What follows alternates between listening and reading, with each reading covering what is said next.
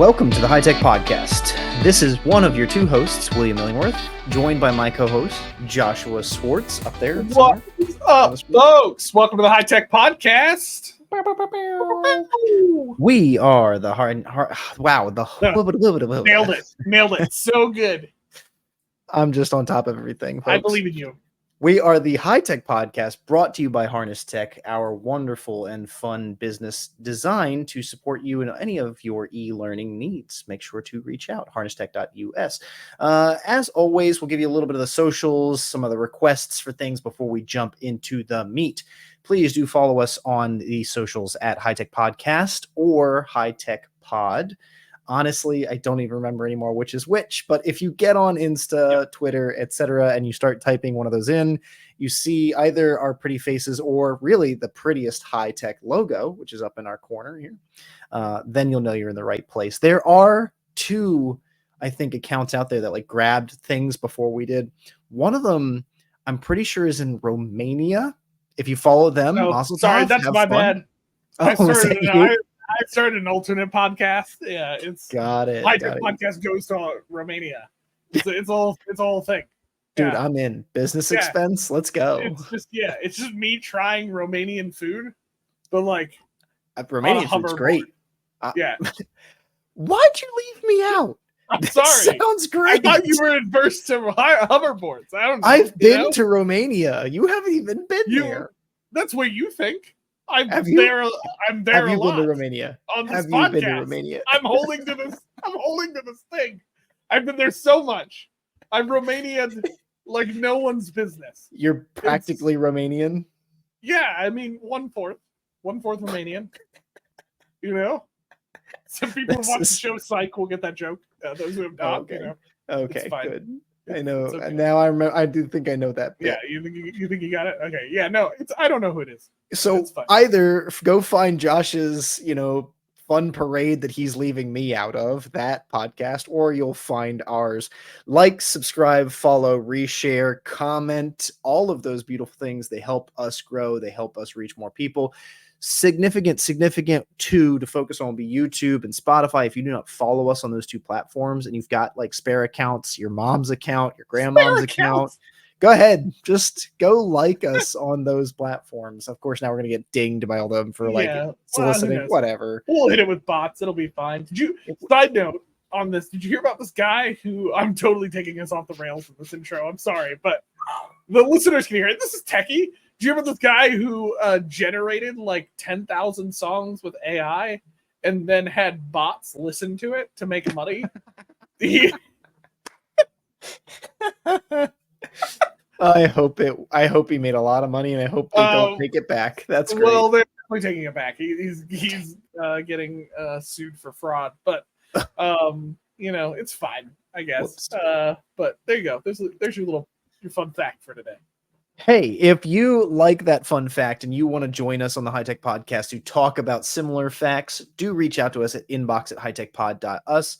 We love having friends and guests on. We very recently were on a podcast last month. I don't remember when this episode releases, but we were recently on. This episode dropped September 24th. So honestly, it'll be like a month later. It was like a month. It was a month. It's fine. We were just on Under the Hat Pod with Steve Martinez and Sophie Youngs. They're both amazing. We had a lot of fun comparing our podcasts. Definitely check them out. Good friends. But that is something, right, where one of us ends up in each other's DMs, like the inbox at High Tech Pod, and suddenly we are doing collaborations. So reach out. Love to have you on. Love to join your podcast, talk about tech things. Our website. If you're listening, you think they never have me on their podcast. We're really not that popular of a podcast yet. So, just email. just come on. Just hit us up. It'll be great. This is the time. And last and not least on this ticker, okay, head over to our website with all of our information, all of our socials, all of the good things, our Notion links, our affiliates, all that. We love you. Go find those things. hightechpod.us. Steve said it correctly. Oh, come on. Steve said it correctly on Under the Hat Pod, and I wanted to just us.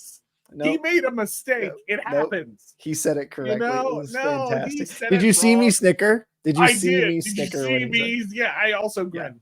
If you haven't went and watched that episode or listened to that episode, do go check out Under the Hat Pod with Steve Martinez. He has been on this podcast several times. So is Sophie, his co-host, and they're great. They just started this podcast in the last year, right? I'm trying to remember Under the Hat. We were episode 26 or 7. Like Yeah. it's their second season. They're pretty fresh. Yeah. Yeah. And I love I the know- theory. The idea is just like they're talking about anything that's under their hat. So Yeah, it's all pretty cool. it's a cool all concept. Yeah, it's been a month since we've been on the episode, so this is kind of late, but for us, it's fresh. That's so all right. That's all right. go check- We're gonna go get check them. 'em out. We're gonna get them tagged. It'll be like yeah, it'll be hat. great. Anyway, Okay, so there's the spiel. There's the things. We're only 5 minutes into the episode. We had a couple of laughs. Thanks for joining us, folks. we learned about music. What are we here? Music fraud. Yeah. One of the things that Josh and I have wrestled with across the scope of a podcast is like how to come up with ideas, how to start conversation, whatever. And for a good period of time, we actually really kind of focused in on like questions we might ask each other, questions we want to ask you. And the episodes were practically questions. We're kind of back to that with this one. It doesn't necessarily need to be the title, but we were thinking through brainstorming, and this is what came to us. This is one of the ones we like to wrestle with. How do we evaluate learning without an instructor? Now, why is this relevant? I have Will been and I clearly looking to get rid of all instructors. That's clearly by here. Yeah, that's faculty. We don't need them. What does that even count anymore? Come on. No. Yeah. No, like I've been in serious. I have been in legitimate meeting rooms with leaders and faculty considering non-traditional learning, like the self-paced WGU model where you buy your credits and you do as many as you can as quickly as you can. I forget what it's competency-based learning. I've been in real conversations with real professionals suggesting that we eliminate the faculty, that we do as much as we can to reduce the amount of time the faculty member is involved in the learning. We have seen, so that's one thing around this. We have seen the rise of AI, and people are looking to AI as the potential tutor or teacher to replace the human component of teaching. We have seen video games very successfully teach people how to play the game, right? Like by playing the video game, by beating it, you have learned everything about its microcosm, whatever the world is, the narrative, the functions, the tools. Or learned how to install mods, whichever is one of those things. You've learned something. If you're still playing Skyrim today without mods, are you even playing Skyrim? So like these are some. I am kind of hitting us, snowballing us with a bunch of things here, because this isn't just like from us, let's get rid of faculty. That's not our point. We have been in and around not only conversations, but areas where the instructor is less important or is trying to be scaled down. So we want to kind of dig in, see the impact of this, even wrestle with some of these questions. Is it good? Is it bad? What do you think, Josh? Should we? Well, yeah, I would also toss in there. I don't think it's just about getting rid of the instructor. It's also because that's definitely not a thing I want to do. First of all, I think the instructor is incredibly important to the learning environment, especially in instructor-based learning. I think the question for me spawned from, in learning and development and adult learning, there's a lot more in a growing e-learning world where they're taking courses that don't actually have an instructor in them. And there's a lot of reasons for that. They're not usually higher ed institutions or schools. They're usually like either online things like Coursera or Udemy, and those will have instructors sometimes that they'll walk through, but there's a lot of e-learnings, LinkedIn Learning. But then also you got companies, organizations who are trying to equip employees, trying to equip people, trying to help people learn, and they don't have the finances to hire individual instructors to be with those people all the time or facilitate a fully online course with an instructor and a facilitator in it.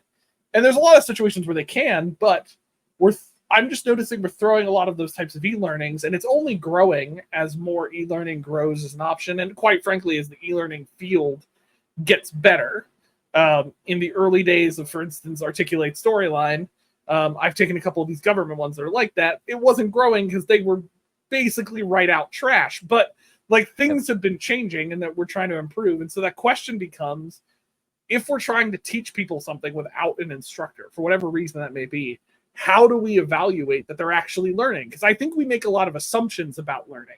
I think we assume that, oh, we put all this content together and we'll throw a quiz on at the end. And if they pass that quiz, then they've clearly learned, you know? Sure. And that's not necessarily the case, right? Not necessarily the case. In many places, it's not the case. Even the classic, like throw a survey at the beginning of the course, a survey after the course. While I think there's some pieces of that to do help evaluate learning, there's still a lot of things about that don't evaluate real, genuine learning when you go into these types of things. So I think we wanted to kind of beg the question, how do we do that? Yep. So back to Will's original question, as I dodged it. I think Will has all the answers, so I'm going to toss it to him. Ha, savage. We're playing ping pong here, folks. No, one of the things that you, as you're setting that up and clarifying a little more, that I think is real to me, right, is my martial arts background, right? When you think about how do you evaluate without an instructor, Josh and I are kind of thinking through some of these things right now on a Evaluate this for real life right now. Unnamed project, but you know how I think about that even as the instructor and with someone in front of me. How do I know that a new student, a white belt, can do a punch? It's just, we're not talking a triple backflip breaking 6 boards while spinning. You know, I'm not talking something complex necessarily, but what is it to say a student has done a punch? Is it that they did it once? Is it that they can do it upon recall without assistance? Is it that they can do it 20 times? Josh recently asked me that kind of question. I don't know that you were trying to ask me that question, but it really sunk in with me like, oh, crap. If as a white belt, I want somebody to learn how to do a walking stance, and as a yellow stripe, I want them to continue learning how to do the walking stance, what am I evaluating there? If I'm having them do that even on their own time, how does a learner show even to themselves? How do they know themselves that they have done this stance, this technique correctly? Mm-hmm. And I think that there's something to be said for even when we've created content like e-learnings, like video games, whatever, where there is no human instructor, there is an objective. There's a very clear objective, and typically that's written by an instructor or someone who knows how to do a punch correctly, how to do the stance correctly.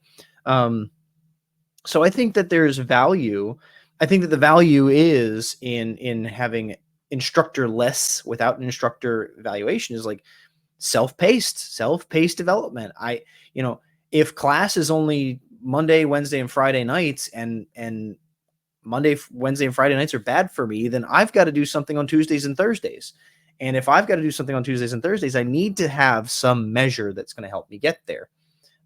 That's where we, in martial arts, a lot of us rely on like videos. We have like my style, we have an encyclopedia. There's literally every move in our patterns and stuff is written down. So I go to those resources, I use those tools, and I think it's all good. I think that the idea of having those things either as complementary teaching tools or supplementary teaching tools is important. I think it's good. When we look at stuff like let's remove the teacher, let's find ways to evaluate the student so we don't need to pay a teacher, I think that's bad. I think that the motivation is probably where I look to see kind of a value statement, good versus bad, on whether this is something we should pursue. Yeah, if you're just looking to get rid of an instructor for money's sake or whatever, that's a different scenario. But there's a lot of scenarios where learning has to be done a certain way because of the needs of the learner or because of the resources in place, so like learning and development at a corporate space or adult learning, like there's many places where you just don't have an instructor. You're there, LinkedIn Learning, you're paying how much to be able to get access to it. It's not a lot, and you're getting access to a lot of resources, but how do you test whether learning is happening or not? I can tell you how you don't, which is currently what LinkedIn Learning is doing. Like I in many cases, I think there are some cases where they have facilitators involved and they've got some types of dynamics, and they do have quizzing on information. But dude, there's so much content on LinkedIn Learning that a 5-question quiz is not going to figure out whether I learned it or not. Like, it's just not. And the only place that they've tried to bridge that gap is in the coding engineering world. They've like partnered with GitHub and all those kinds of things. That's the only thing where they've made the difference is like you can like submit your code, it can get reviewed, but that again, now we need something like AI, or there needs to be permutations. Like code, mathematics is something you can test and evaluate, and 2 + 2 = 4, 3 + 1 = 4, 4 + 0 = 4, but 5 + 2 does not equal 4. Like math is very easy to create permutations. You don't need AI. You can test mathematical equations. Code, there are 100 ways to make a box on a page, right? And so what's the right way? What's the best way? You need AI level support to really test code. It's yes, you can create permutations. Yes, you can tell them that it has to be done a certain way, or it has to be done with HTML or whatever, but it's not that easy. And so LinkedIn Learning is trying to build into that space because they recognize that's the deficit. Just watching a video telling you, here's how to make a div container and how to make it accessible by giving it a labeled tag. Okay, that's 2 good techniques they have, but that doesn't help them build the website. And it doesn't prove that they can build the website if they use a div container with like an accessibility tag or something on it. So yeah, we need that step to evaluate. Mm-hmm.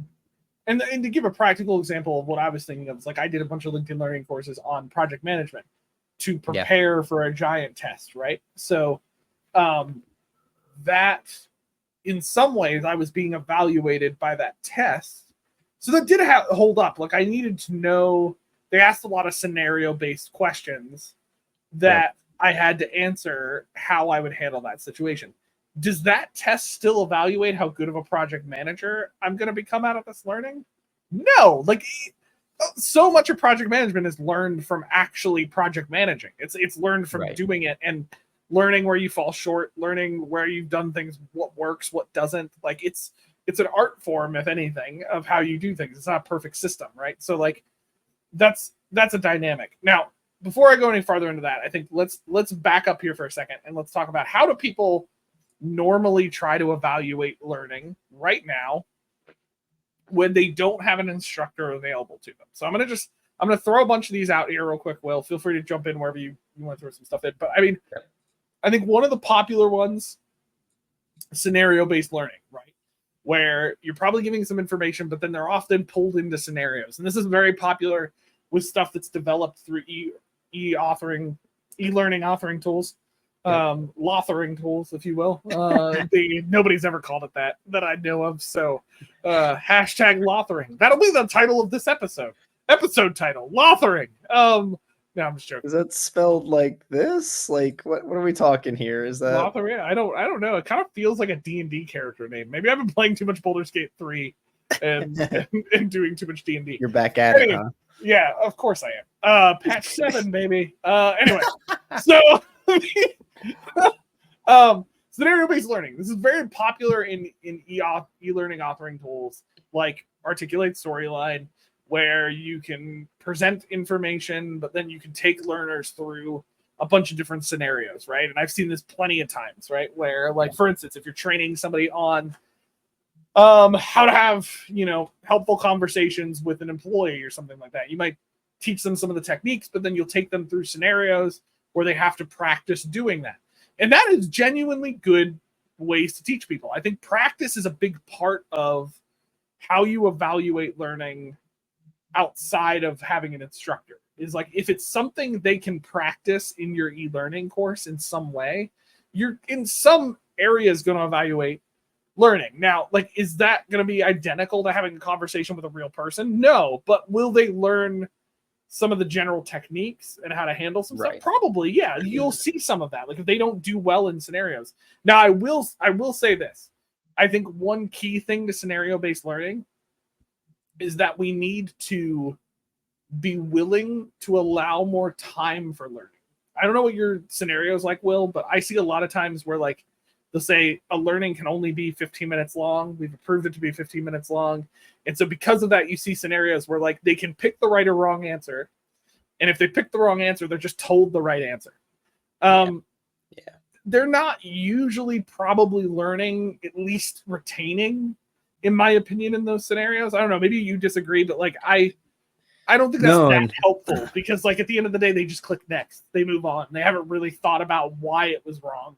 I And what think they I should. think the wrong answers need to branch to more instruction. In a Yeah, scenario, in scenario-based learning, it shouldn't be like wrong answer done. It should be like continue learning. You know, yeah, you go from that wrong answer to a new scenario with maybe the same problem. You know, the words have to be set up differently, but they're trying to address the same issue. I have in mind one I built for like leadership purposes in the last year or so. It was, how do you manage different types of employees? And so the scenarios worked your way through different types of employees and how you might respond if this type A person versus this, type C person versus whatever it was, right? Um, and like you're saying, it didn't go deep into each person's wrong answer, but it didn't just say wrong answer. When they clicked and they chose, it gave them context and feedback on their choice. And it didn't even say wrong answer. There was an evaluation at the end, and there was some way it was tracked. Maybe it was like points or something. It's not coming to me at the moment, but they didn't get the like, sorry, click to continue. It was like, oh, maybe if you think about doing it this way. And what that meant though, and this is why scenario based learning is difficult, and that's why some of the experiences I've had with it, like when I was at Penn State and we were using Qualtrics to do it, people were building these things. It was taking like, let's say, a week's worth of time to develop because they were writing so many of these answers for all of the branching. So if you selected yes or no, you got a whole different branch, and it had 10 or 15 more steps along the branch. And each one you clicked on could go so much further. That takes a lot of time. And you have to think through the narrative. You are creating a whole web of information by ensuring like, okay, if they click this and they click that, and they click this, well, maybe now that if they click this and it really kind of starts to show their demonstration, it actually brings them back up to where they should have been. And then they can continue down the line from the correct side of things as opposed to the, correcting feedback that they were getting. yeah, Those are really valuable scenario-based learning experiences, but they're costly. They take a yeah. They lot of take time to time write and a lot of time to build. and a lot of time to go through. If somebody gets something wrong, it's going to take more Yep. time to go through, right? And that's where, like, I think often scenario-based learning can fall short, is because what is often called scenario-based learning is basically a quiz with a Yeah. scenario like candy coating around it. Like that's kind of what I see end up happening, right? It's really what you're doing is you're throwing quiz questions at them with like a scenario wrapped around it. Real scenario based learning is going to branch out a lot more. It's going to take time, Yeah. but when done well, you get a lot of data on how that person's responding to things, and over time you get more data on how a ton of people are responding to things that can help you evaluate whether or not people are learning. The other thing I'd recommend in scenario based learning is not just presenting a whole bunch of information and then a giant scenario at the end, but like making the whole learning a scenario feeling to it. Like, I don't love teaching people just through scenarios. I like presenting information somewhat before they get into a scenario, because I think it sometimes undercuts the scenario when they go in and they're constantly failing because they never would have known the answers anyway. Right. That's They need a chance to learn. Yeah, that's not fair. It's like Gordon Ramsay coming to me and going, make this steak, but never giving me anything to put a steak in. I don't know. That was a bad example. I don't know why I went that direction. But It's good. yeah, whatever. Or didn't tell me what a steak was. It was like, make a steak, and I have no idea what that is. Yep. And I pick up. Oh, that happens on Great British Bake Off all the time. It's like, make this strange Ukrainian dessert that 3 people have had before ever, and everyone's like, I don't know how to make that. Yeah, exactly. But yeah, so that's what I would say. Now, I will say I'm going to jump here for a second because I think there's something important to state here. This is why there's a lot of conversation around AI and e-learning right now, I think. Yeah. Because there's a lot of potential to cutting down the time and cost to create good scenario-based learning with AI. If AI can get to a place where you can give it some parameters and then it can handle any type of response that would come in, you can get a lot more dynamic scenarios. And Will and I have already been seeing this in our circles, right? People creating, not perfectly, because I don't think AI is there yet, where we can drop it in and say, here's a couple parameters, just go. Often Right. it ends up making up its own crap in the middle of it. Or, you know, Arnold Schwarzenegger shows up for a hot second. It's like, it's not quite there, but it is getting better. And I've seen some people build this. I mean, like, Will, you've seen this. Like, Yeah. I forget his name, Chris Hodgins, that we Yeah, follow on yeah. LinkedIn, right? He's been building a bunch of stuff with JavaScript and plugins for AI, and he's been able to create some pretty dynamic scenarios Yeah. that took less time, that would have been like insane to build out that type of stuff, right? That would have been quite crazy. I think an example we just did this year, right, is we made that password manager thing as like a demo, and in Yeah. that we created a very small scenario, but it was where they had to like input a password, and you were able to figure out with some JavaScript how to get some dynamic stuff going, right, and leverage. I gave it conditions that they had to Gave it meet some the conditions, conditions, but yeah. it wasn't specific. They didn't have to put in a specific password. They could sit there and try different Yes. types of passwords. But like in coding and stuff, there's ways AI could be used to actually look at coding and tell you how you could have done it better. And it's getting Yeah. better and better in those scenarios. Where AI is going to start continuing to fall short, I don't think is ever really solidly going to get there. I might bite these words later, but like really like human contextual things, Yeah. I think it still struggles to get stuff. Like it's not human, and there's some contextual Praise things God. that I still think it just doesn't do well. Systems, how something should look, I think it do well. But I mean, we've seen AI tools release well recently that like, I was just watching Linus Tech the other day, and they had an AI thing on it, and it could not tell that he was showing it a shoe. He was trying to show a picture and ask it what it was, and I forget what it kept telling him it was, but it was not a shoe. It was. It's not there yet, people. Yeah. Well, and to some of the point what you're saying, like Hodgson and his work, like, you know, imagine a scenario where it's 5 questions and you can kind of pull in the AI and you can say, you know, this is the question I want you to ask, but I want you to ask it different ways. It can do that easy, right? Hey, I want you to build a scenario about escaping this room. There's 10 locks, da da da da da. Make sure that every time somebody takes it, it's 10 different rooms, 10 different locks. Yeah, I can do that. And the puzzles change, right? It can do that kind of stuff. But like we in the scope of education, we're talking about sometimes this is how to teach an electrical engineer about polarity. I don't know. This is how to teach a roofer how to secure shingles. This is how to teach someone how to drive. Like we're talking about the wide scope of what is available to be taught, and it's not as practical to be like, okay, let's use AI to teach a roofer. Let's use AI to teach an electrical engineer. Let's use AI.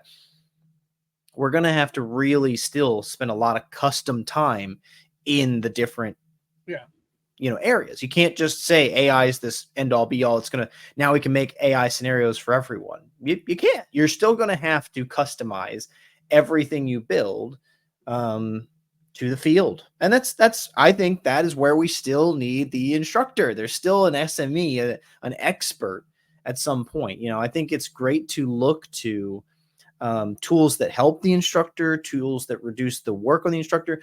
And in many ways, I think the tools here that we think about where we can evaluate without an instructor help the learner on their own time. But I see that very much so like tutoring, like a teacher's aid. I don't see, thankfully, based on how we started this episode, I don't see that replacing the instructor. I don't want it to replace the instructor. I want it to become a support. I think that these kinds of tools do help you learn to get your PMP, your project management thing. I think it does help somebody trying to learn coding, learn it on their own and make fewer mistakes, maybe, like to have these kinds of scenarios or, instructor-less evaluations where they're getting feedback, but they don't need a human on the other side. They don't need to pay a human on the other side either. Yeah. And I would say, like, using the PMP as an example, right? The stuff I took on LinkedIn, like where it could have been better is if those LinkedIn courses right now, they're just based on what I took, were just videos and then a quiz that asked me like 5 questions on what I saw in the video. It was basically just a repeat of what I saw in the video. And then that was what it did. What could have changed things is I get some of that information. The course is scenario built to say, like, you know, you're blah blah blah, you know, you're Greg and you're about to lead this project, and there's a section of the course where I actually have to handle scenarios that would have happened during that project. Like that could be a better way of doing that type of course. Does it mean I'm going to be 100% ready to project manage anything that comes across? No. And that's why I think we do have to be less lofty about our objectives in e-learning. The reality is if your e-learning is teaching somebody how to cook in a kitchen, they're never going to know how to cook in a kitchen until they get into the freaking kitchen. Like it doesn't matter how great your scenarios are, how great it was. It might better prepare them so it's not so overwhelming and they're ready to get in there. But until they're in that kitchen with somebody who's walking them through, they are never going to be perfectly able to cook what they need to cook. Yeah. Right? Like it doesn't matter how great your fake flipping was in story. Or your ratatouille, right? The rat in the hat that's teaching you. No. What I do like about this, I think there's a big win, a big positive to this metaphor about cooking. And I think there's still like I think it points to something that we need to address still in this in this relationship of the instructor, right? So in a kitchen, I could go and learn a lot by cooking by myself. I just need to buy, food. I need ingredients. I need things to cook with, right? I don't need an instructor. Does that mean it's going to taste very good? No. No, it does not. It does not mean it's going to taste very good. Yeah, that's but a good point. I could try. And you know what? If I buy a dozen eggs and I crack my way through, half of them, and then by the last couple I've made, I could get better at teaching without an instructor. Excuse me. I could get better at cooking and eating this food. Guys, I'm beat. Without an instructor. Yeah. But in the kitchen, that instructor could be like just a recipe. Somebody wrote the recipe at some point in life, but like just a recipe could teach me enough to make something decent. Does it teach me how I made it good, right? Like it's like, oh, here, do this to stir and combine to make a sauce. It doesn't tell you why that sauce is going to taste good, like because it balanced a sweet with a sour and made sure there was some umami. Like it doesn't go into the why. It just does mix the soy sauce with some sugar, add ginger. Boom. That just says that.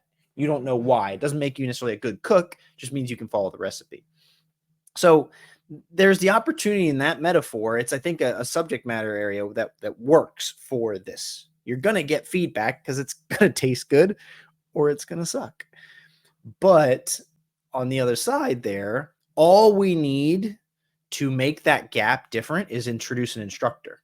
Right? If you had an instructor for even one cooking class, it's going to give you that much more instruction, and then you're going to be that much better with the recipes. Like, I think there's a difference in barrier where we don't need an entire higher education class to become better at cooking. Now, I'm not saying you become a cook with one class. Please don't hear that. Oh, you do 100%. That's what happened to me.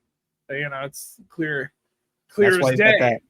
That's why you watch Gordon Ramsay, right? So you can just get all his lessons from TV. Stuff. No, there's something satisfying about people making food while you're eating food. I don't know. It's a weird thing. It's okay. We'll dive into deep into that later.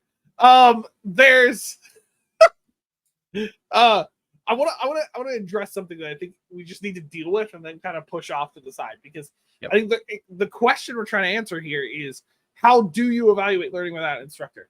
I 100% believe learning at the end of the day will be better at some point with a human being that can instruct, because at some point a learner will need feedback on how well they did. And the digital tools as of today in 2024 are not far enough along that they are equal to a person. Will they be one day? I have no idea. I don't know. I don't know what to tell you. Right now, they're not. Until AI can really fully generate a photo for me in Midjourney without me having to specify exactly what it should look like, they're not there. That's I have to tell it what exactly I want. So anyway, so that's a piece. But when you're in scenarios where you've got to teach and train without learning, how do you evaluate that learning is happening? Yeah. Right? I think what we're talking about, we've already beat the dead horse on scenario-based learning. I think it exists. It should be something that's put into it, and it should be scenarios with depth, not quiz questions with a scenario candy coding. Okay, that's my take those 2 words for what it will be. And that gets to practice throughout as well. I think no matter what you're training or teaching on, you need to give them a chance to practice and try to fail. Yeah. The science shows it over and over and over again with learning. You actually learn more, in my opinion, from failing than succeeding in many ways. Like you learn what you did wrong and how to correct it, especially if you're able to get feedback and keep practicing, right? And so that's why I think scenario-based stuff really works well. I think a couple other things to throw in there, right, is while it's a standard and a lot of people use it, I've seen tons of people not use it. You need to get a baseline when you don't have an instructor of where a person is before they come into your learning, right? Too often, and Will, I think you would attest to this too. Well, how many trainings have we taken where we already knew the stuff before the training?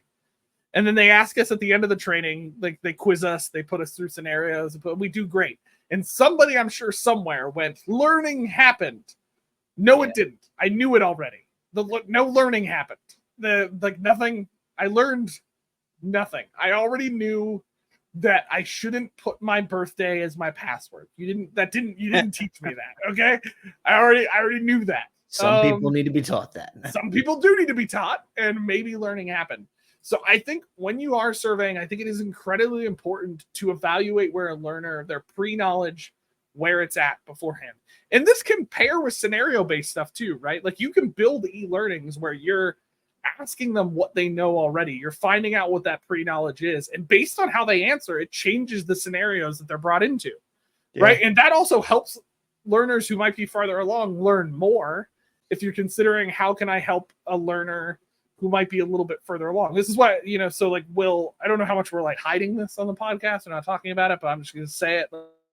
We're working on this Taekwondo stuff that we're working, right? We're working on this e-learning. This is where Will's talking about. He has had to be an SME. I've had to be an ID in our relationship. It's been a very interesting dynamic where we've been playing roles that we're used to like working with. But I think, Will, you're the one who's hated it the most when you're like, I don't like being an SME. I want to be an ID. It's not as fun, but it's a good lesson. Yeah. So, and you've created some great outlines for these courses, right? So like there's this dynamic where what I really like what we've done so far, right? And we've talked about this on the podcast because we've said we want to share stuff that we're doing live so we can learn from it even in those moments, right? We did learning analysis for this course, right? For this program. We're kind of figuring out a program before we start getting into each course. And I've done learning analysis a lot of different ways. I think you have too, Will, like the way it looks. I decided for funsies, we're going to do like a persona e-learning analysis instead of just like writing down stuff. So I made these like persona cards. They define these types of personas, who our types of learners are. One of them may be named Willina. It's a whole thing. Okay. It's great. Right. He has his fun. Yeah. It's been fun. But I think what's cool about doing like a persona thing where you're basically kind of trying to figure out stereotypically the type of categories of learners you're going to be dealing with. Because at the end of the day, that's all you can do. You don't know every single learner unless you've seen them. So like you're kind of trying to make sure you cover your bases. What I think's been interesting about that, Will, when we did it, is out of that came these personas that were both novices, but also some personas that knew some stuff. Now that's particular to what we're doing, but I think that happens in no matter what e-learning training you're doing. You're going to have some people who know nothing, and you're going to have some people who probably have some kind of knowledge that connects into what you're doing. Too often, we unmotivate the learners who know more, or we stress out the learners who don't know more because we've focused on hitting a certain type of learner. I think everybody in their head has a certain type of learner. And so doing some of that learner analysis helped us figure out how to meet some of those needs. So back to that, you can do some of those pre-surveys where you're finding out what type of learner they actually are, and then build scenarios around that that branch them out. Now that takes a lot of time, but that learning experience, I think we both agree, would be significantly better than ones that don't have that. I don't know. I've been talking for a long time, so I'm just going to stop. I'm going to hand it over to Willina. Lena, who's that? I have no idea. You're more of a Jet Li, you know. That's Honestly, that was the most experienced. Yeah, I mean, the point with surveys pre and post is they can be combined almost with any learning activity. That's why they're so classic to learning design. Like, if I have you do anything from a simulation to a quiz to a paper, if I throw in a pre and post test, I can do more to evaluate your objective knowledge than even necessarily just grading you on a paper or something, right? So I put in the pre, I assign you the paper, you write the paper, I put in the post, you move the dials one way or the other, you learn something. That's the best we have. Now, it actually ties into, and I think it's worth making a point here that it ties into this idea of like self-evaluation. We can allow the learner to evaluate themselves, either very simply giving them the answer key to whatever the assessment is, or I love this one, right? Give them the space to reflect, process it, think it through. Sometimes that is, a reflection journal, which we kind of joke about, but like there's starting to be technologies, right? Even in, I've seen a few pitches for tools like around like sales development, sales enablement, where someone who's trying to do negotiation does recordings of their pitch to sell the product to someone. They record it, they play it back, and either there can be like AI and feedback systems loops in there, but there's still always a step of like playing it back. They will hear their pitch themselves again, and that step is phenomenal in learning. In Taekwondo, I've done that. Back when I was doing competition as a teenager, I would film my forms, I would film my techniques, and I would watch myself do them so that I could evaluate, oh, dang, yeah, move 6 there. I keep missing the stance. I'm not landing it the way I want to. Move 17, I don't jump as high as I should, whatever it is. I love that form of self-evaluation, especially with video or recording.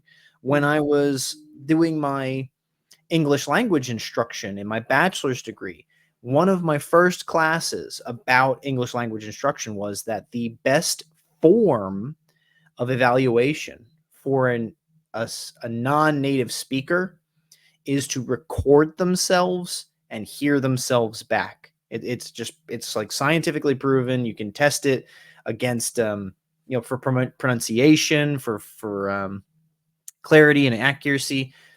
Listening back to yourself speak will make it clearer what you're missing. The problem, and I remember this is so poignant, when this idea was introduced to us, the instructor said, well, the problem with that methodology, though, is that if you are teaching, it's not scalable to support that and to even evaluate it yourself, right? That's something you really want to put in the learner's hands, because if you have 30 students and they're all doing regular recordings, you don't have the time to listen to all of their recordings. It's like assigning podcasts as an assessment. Eventually, you, the teacher, have to listen to all of the podcasts to assess them. So this is one of those tools where you can get that value of the self-reflection, the self-evaluation.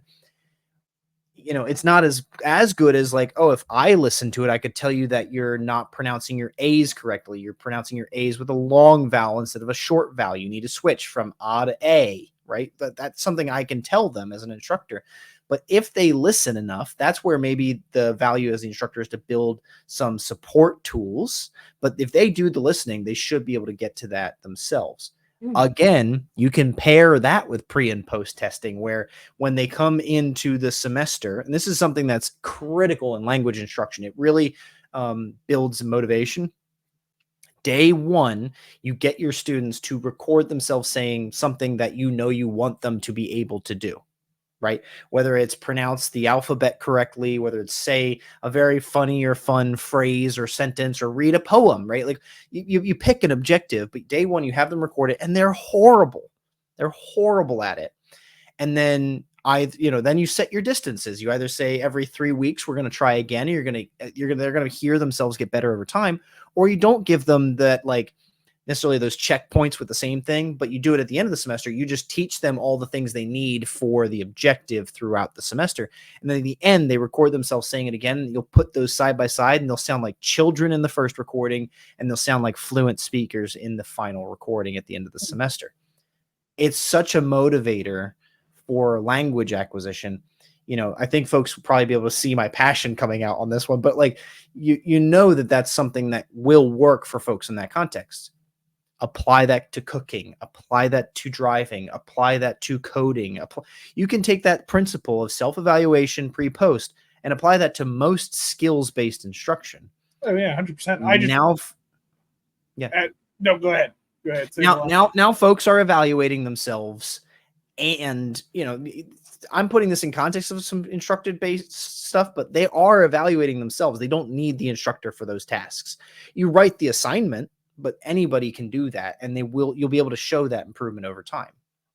Yeah, I was just gonna say, I'm immediately thinking of ways this applies to other things, right? Like, go to our kitchen model for a second, like our analogy, right? Like having someone try to make something before they go through your e-learning and then make it afterwards. Yeah. They're going to look at the scenarios and stuff that you give them differently. I've seen this happen a lot of times with learners. If they take the e-learnings first before doing anything, they don't have context to place reality into what's happening in the e-learning. So the e-learning makes more sense for you as a designer or the subject matter expert because they know the reality of the experience, right? And too often we throw people into e-learnings without the reality of the experience and seeing what bad looks like and being able then to progressively see how what you're teaching them and taking them through could be better, right? So that, I think, kind of changes the way you look at those things, right? So like,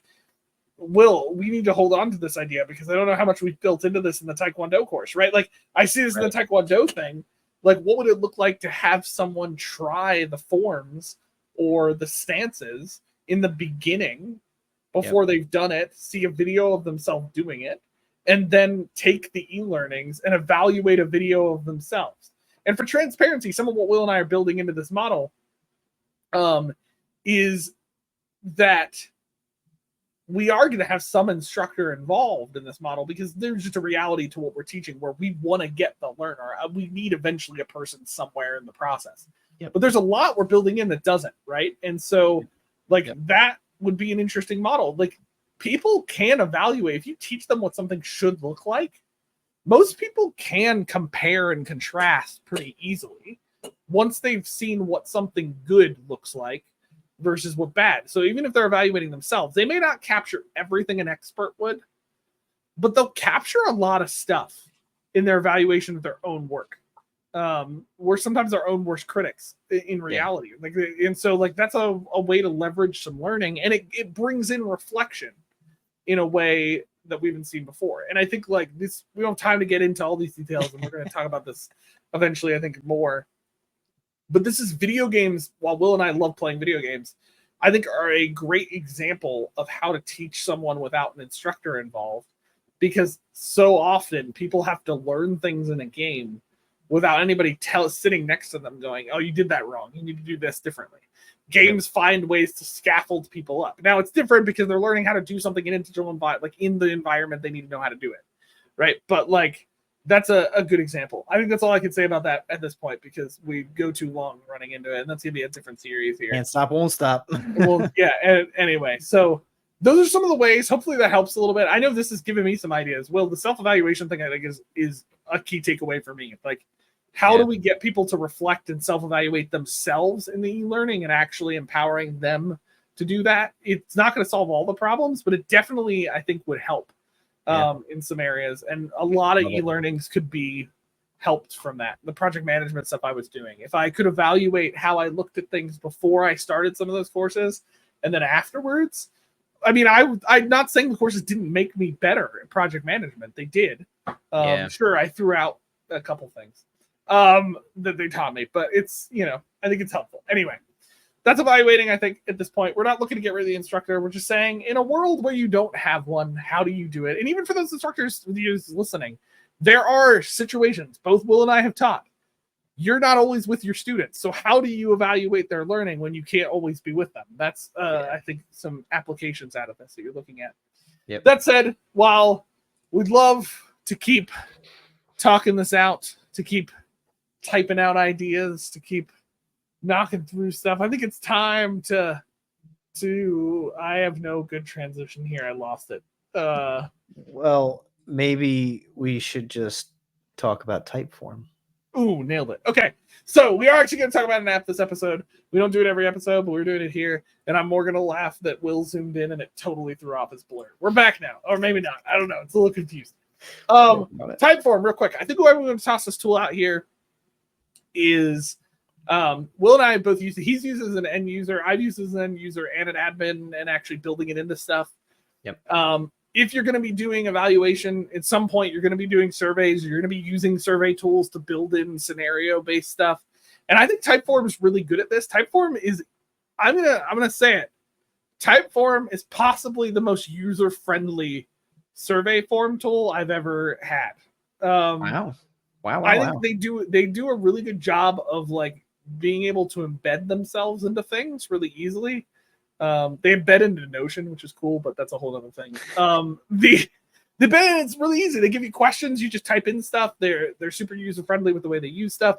And then on the back end, the data is really cool. They present data well to you, but then everything's super easily exportable, and Typeform connects into a lot of things. We used Typeform on my last team for several years. I integrated it into a pilot course that we did once. We had it fully built in. It was embedded. It was great. We were getting feedback all the time from things from that forum. So Typeform is a solid tool, I think, to use to build, especially shorter surveys. I think Typeform really shines when you figured out how to reduce your survey down from the 8 billion question surveys, which you, by the way, you should just not do. And Typeform has a really good system for how to handle some of that stuff. So anyway, I think it's a really cool tool. Yeah. You should check it out. It is not free. I wish it was. Typeform is not, but because of that, you get a good tool. I will say that. Right.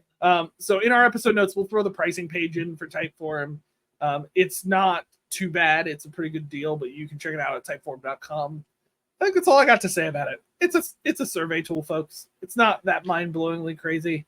It's not the first or last one we've talked about. You know, Yes. It's definitely one of those things you want to consider. They do. I'm finding some information about like nonprofit NGO student discounts. So they're not free, but you can definitely find some cheaper stuff if you're still in that education or nonprofit space.